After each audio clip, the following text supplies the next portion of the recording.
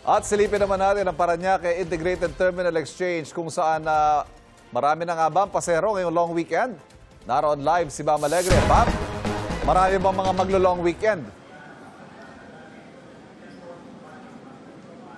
Evan, good morning. Hindi ganun karami, no? Yung talagang long weekend para magbiyahe, no? Pero meron. So, long weekend plus combination na sumisilip na yung araw. Kumbaga parang perfect recipe para sa mga gustong bumiyahe.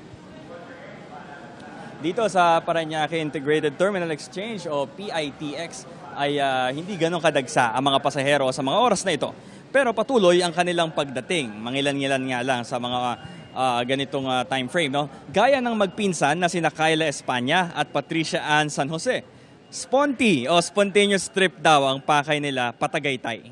Naisip din nilang mag-backpack trip doon.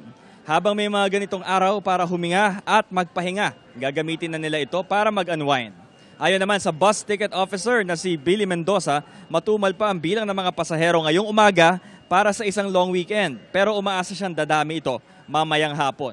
Bukod sa connectivity sa iba't ibang biyahe sa Metro Manila at kalapit na lalawigan tulad ng Cavite at Batangas, may access din sa PITX sa iba't ibang isla at probinsya tulad ng Mindoro Island, Visayas at Mindanao. Nananatili naman ang police visibility sa PITX para sa seguridad ng mga pasahero. Pakinggan natin ang pahayag ng ating mga nakapanayam.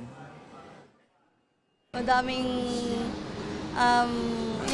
yung panahon, isa na din yon mga iniisip ng mga tao, yung mga baha.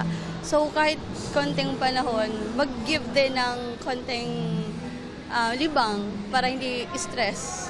Para makapag-relax naman din po after busy days po. Ngayon pong araw ng holiday, matumal.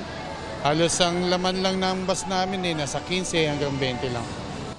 Hindi niya naka-apekto yung panahon? Hindi po, parang wala. Hindi naman naulan talagang matumal lang.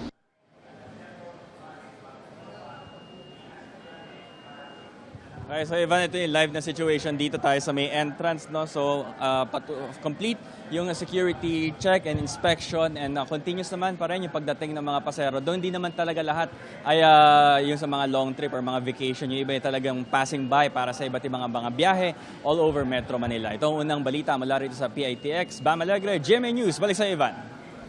Salamat, Bam Alegre.